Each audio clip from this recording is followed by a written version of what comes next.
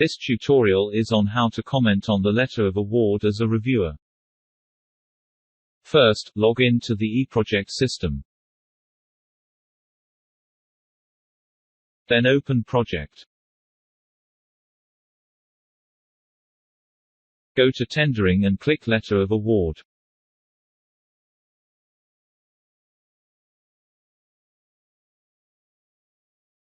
Then go to any of the sections and click Edit.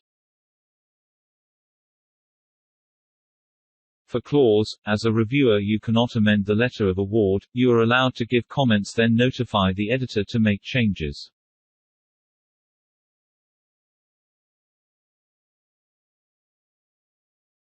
To comment, click at the green color icon.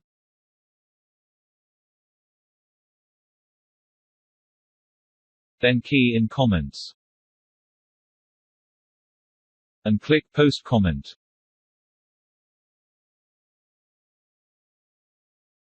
Below will show the comments, who is the commenter and the date of comment.